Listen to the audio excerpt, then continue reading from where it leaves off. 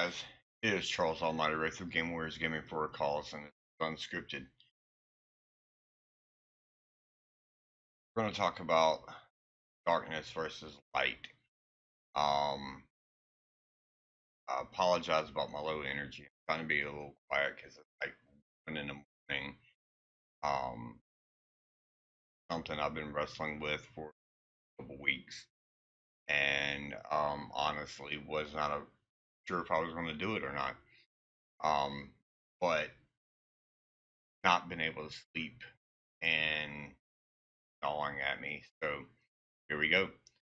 So we're going to look at it from a different perspectives.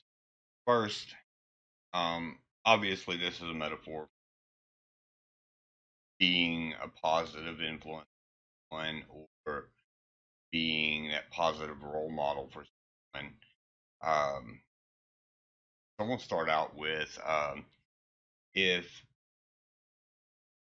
to make yourself better, make yourself shine brighter, you have to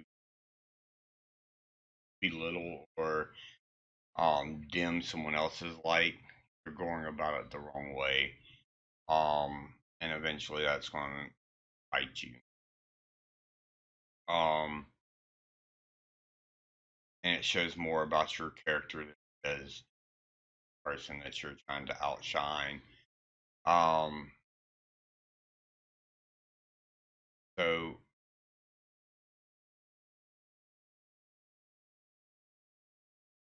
I've been very vague in the past and have talked about some of my stuff vaguely, cryptically, and not out of really shame or anything like that, but I really don't like discuss it, and I don't. There are certain people that I have yet to say certain things to because of how it would affect them, um, and I felt like by opening up that it might, you know, be a hindrance to them, but I've had in the past where people have asked me, where do I come from? Where do I get off saying these things? Um, what makes me so um or, uh not really expert, but what gives me right to say these things and uh to act like I have all the answers. First of all, I don't have all the answers. Um, which I did. Um, I know what I know as far as from my perspective, what works for me. Um, but before I get any further, I'm going to in this video I am going to talk about certain things that stay with me and everything. So kind of started off a little bit. Um, we each go through different things that brings darkness into our lives, that brings um and whatever that entails to you, whether it be depression, suicidal thoughts, isolation, self-doubt, or any combination of those. um we're at that point we're faced with a choice. We can either let the darkness consume us and um go downhill and let the situation get worse, or we can burn our light so bright that the darkness has nothing and no choice but to flee from us. Um, so, um, going to talk a little bit about the darkness that's, you know, I've dealt with and its lasting effects, and then into uh, my light aspect. So, in several videos and at several different events, I've talked about my depression and the sexual abuse and mental abuse that affected me and close members of my family. So I'm not going to talk about close members of my family in detail because that's not my place. But my story is this: I was sexually abused at such a young age that honestly, a lot of the details are not there. Um, Not to mention it was a traumatic experience, but to the degree of remembering, I do know person. I remember the area of where it took place, um, and the the uneasiness, the fear that it brought upon me, and that had lasting effects for years and years, and still to this day. I mean, to the fact that um, I can't use the restroom um, at a place where I can't lock the door and shut myself in, just because, even to this day, just because it's a mental thing. I shut down um, uh, certain movies and stuff like that. Uh, I have a hard time watching because of it playing in the background, and I can remember it. It triggers. Uh, then, and when I say a young age, it was I was single digits as years. Uh, there, I have two younger sisters, and honestly, I think it was around the time, if not before, my youngest sister was born. Um, and it stuck with me. And then it bothered me so much that it crept into my dreams and into a different form. And it has imagery of the light versus the dark. Um, so I have had this reoccurring dream, um, and I'm going to come back to that in a little while because it was a driving something that drove me. But as we went on, you know, I had an instance where um, someone, it was my dad's living girlfriend at the time, actually threw me out of had locked us out of the house to go play during the day or whatever. Not too bad or whatever. Problem was when I snuck back in the house because I had to change clothes because boys being boys and everything. Well, I was in my underwear. She came in, caught me, and threw me out.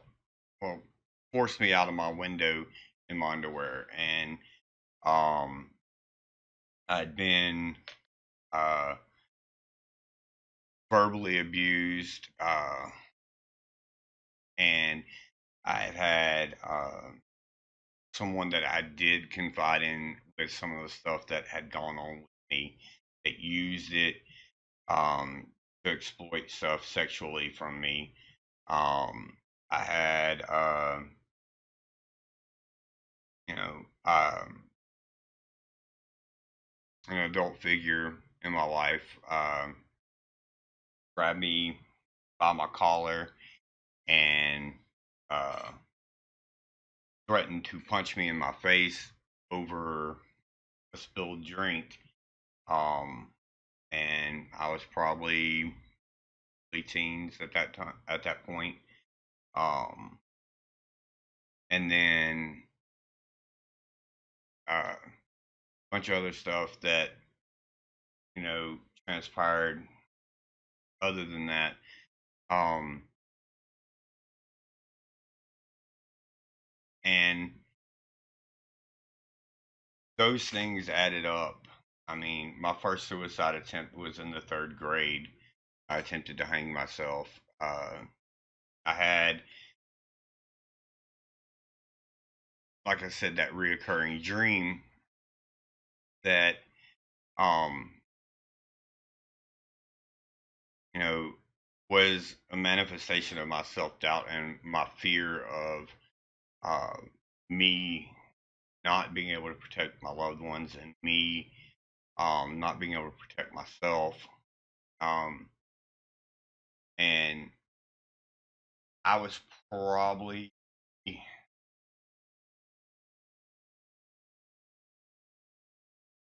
uh, first or second grade, maybe. I want to say second grade. That when the dream started, um, because I know it was before or uh, my mom and dad divorced. That was around a third grade year.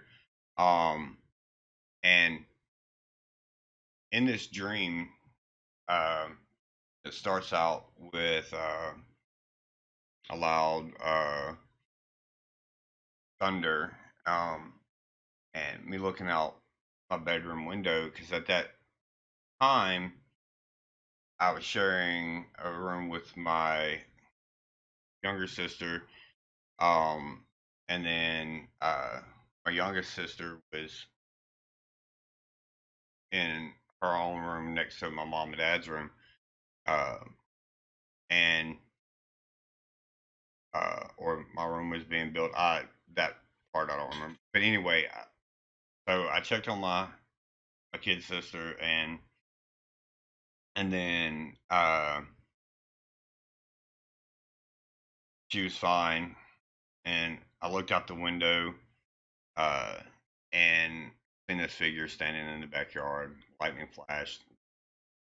The hooded figure was closer to the house, and again at that age, freaked me out, and I and ran next door to my parents' room. It was dark. I remember grabbing my mom's shoulder and trying to wake her up. Lightning flashed. It was something out of a horror movie. I mean, blood everywhere. And then obviously run out and then go in the living room area where there used to be a rocking chair next to the door that led to the carport. And my dad was sitting in it. Lightning flashed. And then the dude that was outside was inside. And he was fixated on me. And then uh, without turning, uh, he removed a short sword or dagger or something from his cloak and then cut off my dad's head and it rolled down my feet. Lightning flashed again. Home dude was right there in front of me. Over the years, it changed from uh, seeing nothing to seeing uh, relative to seeing myself. And most of the time, it was myself. And like I said, later on, as I grew up and everything else, I came to realize it was just my fear of, not being able to protect my family and everything. But that thing stuck with me over the years, and it bothered me, especially before I could grasp the concept of what the dream meant. It bothered me.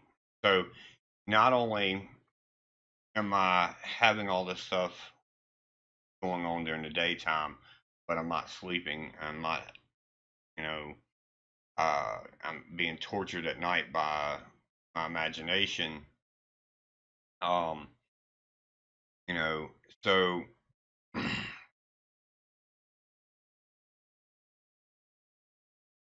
it's one of those situations where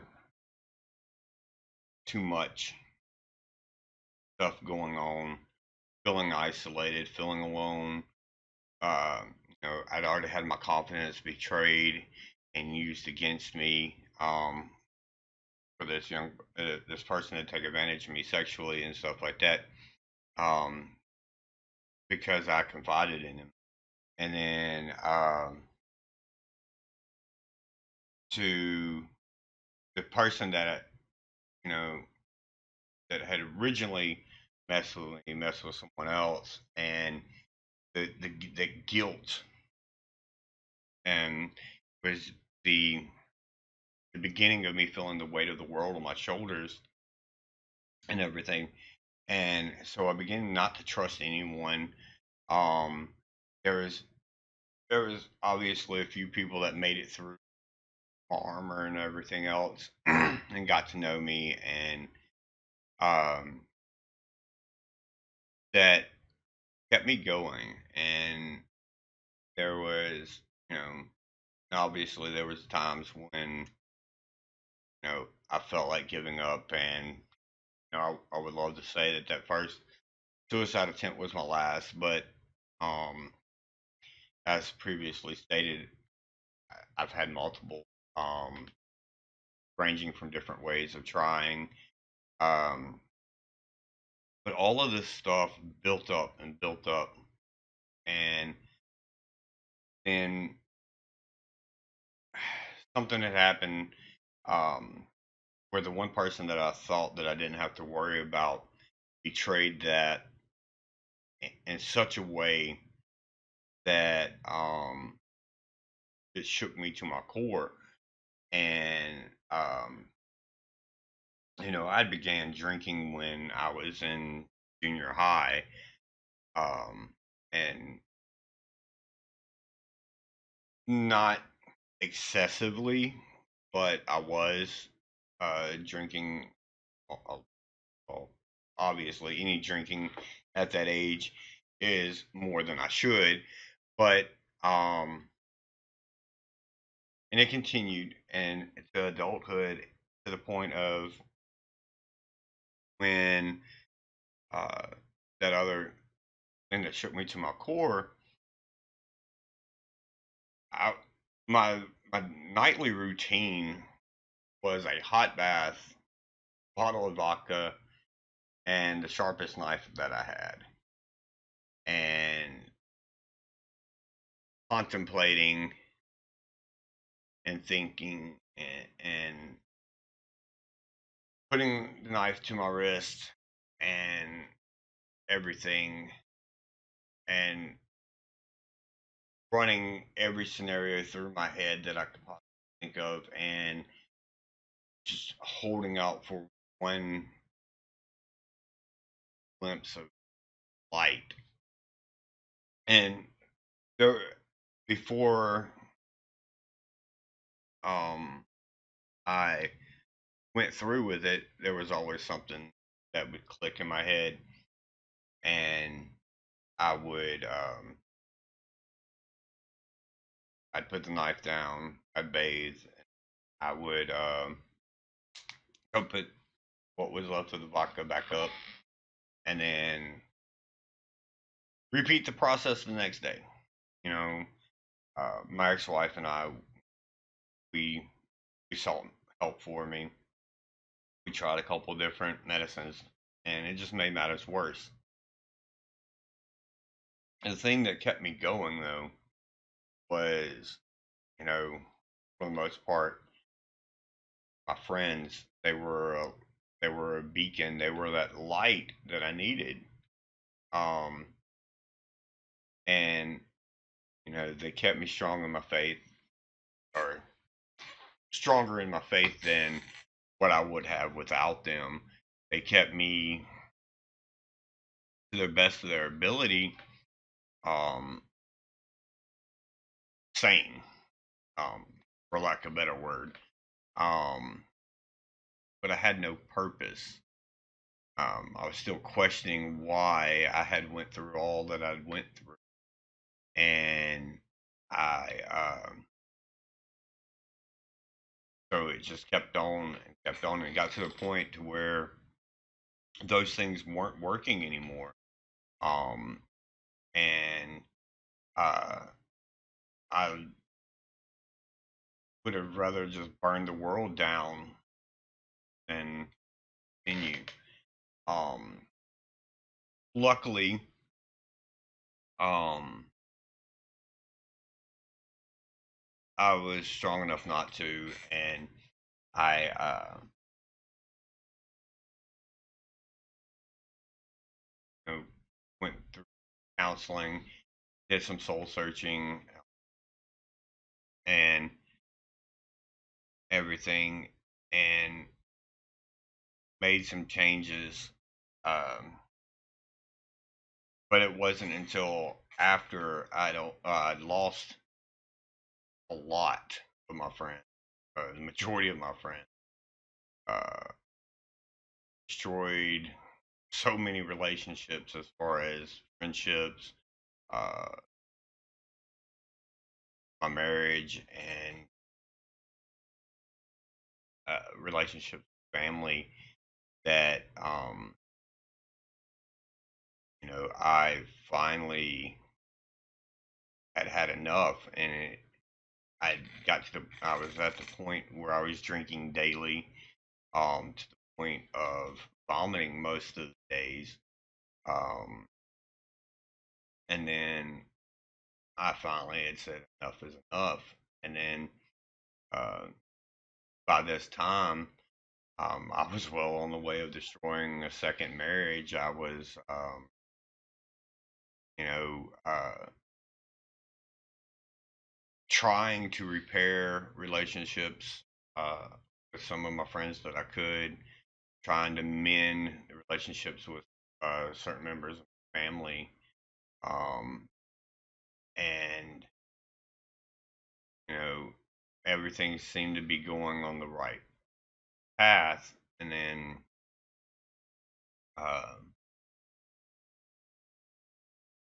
out of the blue, because I thought I'd done something that was the right thing, and I still feel like it was the right thing, but the consequences, because someone else did not see it that way, um, it it added to and brought up a lot of wounds that I thought had healed, and reopened them, and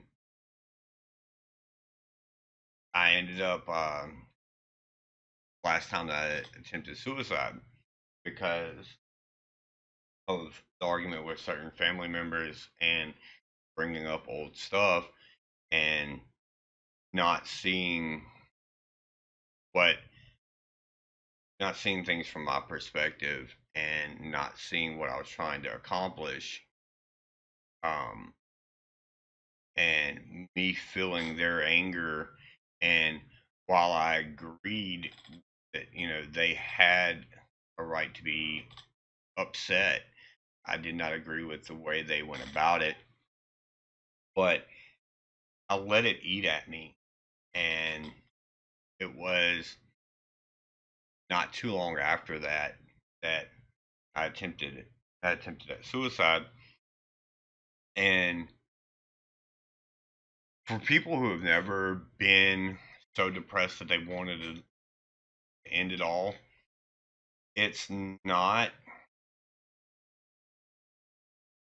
it's not an easy thing, and it's not something that is taken lightly. I mean, it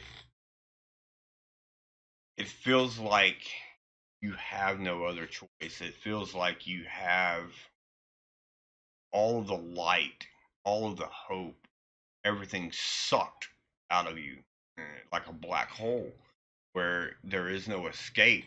That the only end is to end it all. And at that point, um, I had um, several different medications prescribed to me from medical procedures and uh, sleeping pills to help me try to sleep and other stuff.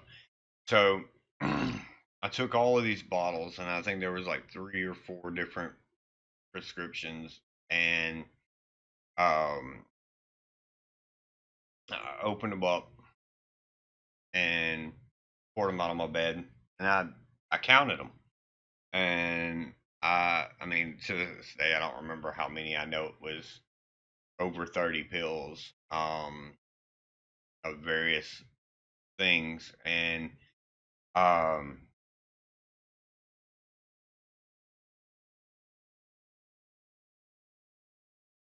put them. I put them away, and then I was sitting there, and the thought crept back in. So I poured them all out again, and when I mean I don't mean I just tilted the bottle like this. I mean I've emptied it upside down onto my bed, and these were prescription pill bottles, so there's no way for the pill to get stuck off in there, but it did. Um, so,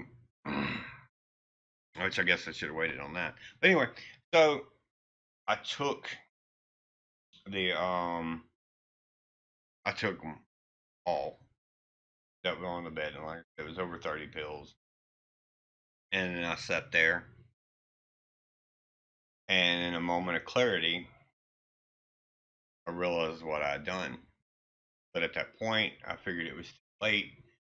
So, and my wife, she sleeps through just about everything. I mean, I really think that a train could hit our house, and you'd probably not know it until the next morning when she woke up and saw the hole in the wall. Um, but I leaned over, kissed her on her cheek, told her that I loved her and that I was sorry, and she immediately woke up and asked me what I'd done and um, everything, and I told her, and she yelled at me and said I better be lying to her and everything else, and then it's the bottles, and so um, forced me to get up and get dressed and take me to the hospital, and um, because it was right down the road from us, and we would have got there quicker, her taking me than the ambulance coming and picking me up. But the last thing I remember is walking out of the house and my oldest daughter looking at me and not knowing what was going on, but being scared until me waking up in the hospital. Um, spent about a week uh,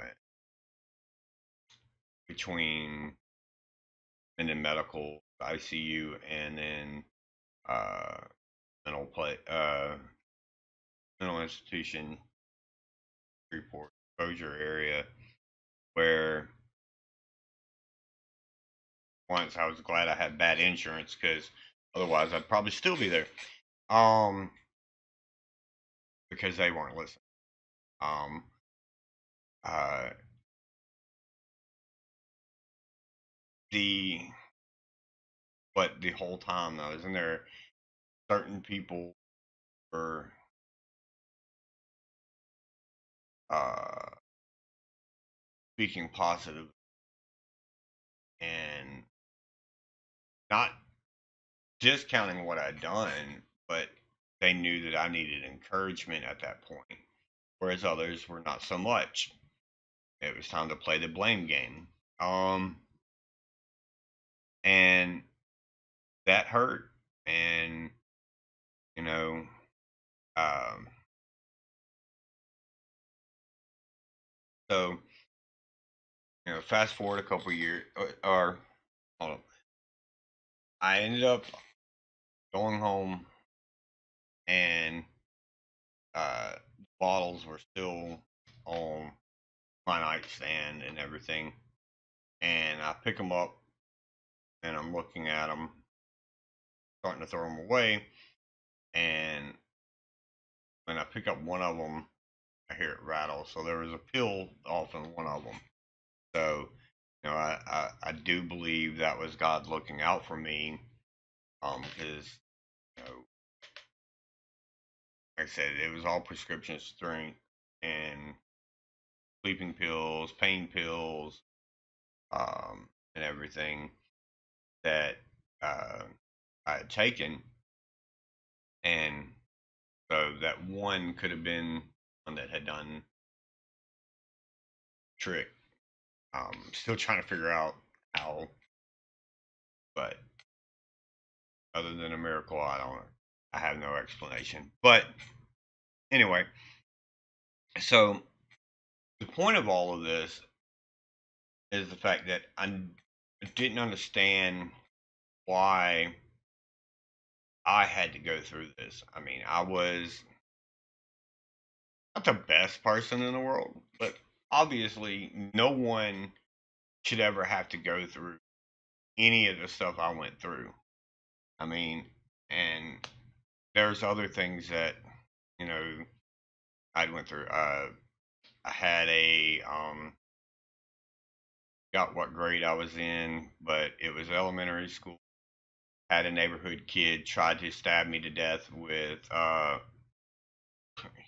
at that time it was huge, but it was butcher knife out of his house because he didn't get his way in a game that we were playing, and um, of course I think that dude had some sociopathic tendencies, but um, because other stuff that went on. But regardless, I had that. I had, you know, plus the stress of um, getting good grades and trying to fit in. The typical stress of a kid. Add add in the divorce, broken home, um, and then the mental abuse, the sexual abuse, physical abuse, um, and everything. I wondered why, because all of my close friends and stuff like that had, you know, even those that came from a broken home had pretty decent life, and um, and I knew they were, they didn't have a perfect life or anything, but like there's no way, you know. So, and at that time we didn't have internet, we didn't have the programs and stuff like that that are out there now, um, for us to reach out. And even if I had at that point, I probably wouldn't have, because one person I did confide in betrayed that and used me. Um, but fast forward a couple years after that last suicide attempt, and Game Warriors was, um, and it come from a need that was being needed to be met, and then it evolved into charity, um, work and raising awareness for so many causes, like rain and everything else that had I had when I was younger, I probably would have not have. had so many problems as I did. I definitely would have been able to find a better way, a healthier way to cope with some of the stuff, um, other than uh, drinking a lot and other things and being self-destructive. Um, but the constant that I had was that I had friends that were trying to be a light in my dark world. Um, and to this day, some of them still stand beside me. Um, and others not, you know, and I don't blame them for those that don't. Honestly, I gave them every reason to walk away. Um, but to bring all of this up and talk about something that I don't like to talk about, stress the importance of being light for someone, to feed their light, be the fuel that encourages them to shine brighter, um, not to diminish their light, to make yourself look better, but rather stand by them and shine your light with them, help them up when they can't stand, you know. Um, I'm just drop the light metaphor. It's important for us to help each other. There are so many toxic people in this world as it is. And honestly, I'm not so offended by a lot of them as I am worried for them, because I don't know what they're going through, and a lot of them are closed off, and you know they you know they lash out, and some of them it's just because of the ignorance of the not understanding of how someone else feels and how their actions are going to affect someone else. Um, others that, I mean, let's let's face it, there are people out there that are just spiteful, evil people that want to see the world burn. They want to see people fail and in misery, because they are as well, regardless of gender, race, religion, or any of that. We're all human. We all need help. Um, so guys, um, be that light. If you suspect someone is going through um, something difficult, um, if you're at school or at work or whatever, and give words of encouragement. A simple smile, how are you, uh, can change someone's perspective. Um, because they're not as luck. Not everybody is as lucky as I was to have at least one or two people that stayed constant and um and did their little part to keep me going. Um, I do feel like God placed them there for that reason, and I'm here today because of them. And you know, and it's the fact that I took my my pain and turned it into a motivation to do. At first I wanted to, like I said, watch the world burn. My life was going to end at 16 when I got my driver's license and I could go kill the person that had done me so wrong and uh, everything, and what I saw as the starting point of the tragedy after tragedy after misery that was inflicting my life.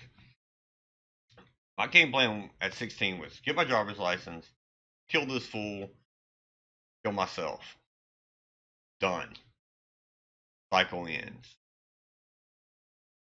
Now, thankfully, that's not how the story ended.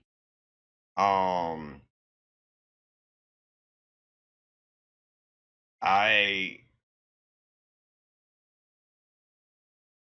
wouldn't say that I forgave them, but I did not forget what had happened as to the degree of that they had messed with me and everything. But I moved past it and I took back that control for the most part. And I still have my moments of weakness. We all are human. But surround yourself with people that are going to speak life and they're going to shine light on you in your darkness. They're going to fuel your light. Just doing those simple things will make the world a much, much better place. Guys, again, this is film that is after 1 o'clock in the morning. I've been up, so I'm sorry if I rambled, but this is what was laid upon me to speak. So, guys, till next time, this is Charles Almighty Wraith saying stay awesome. Hey guys, this is Charles Almighty Wraith, and we hope y'all enjoyed our video and everything. Be sure to check us out on all of our other social media networks, such as YouTube, Facebook, Twitch, Twitter, Instagram, and Patreon. And also be sure to like and share the videos. And all right, until next time, this is Almighty Wraith and saying stay awesome.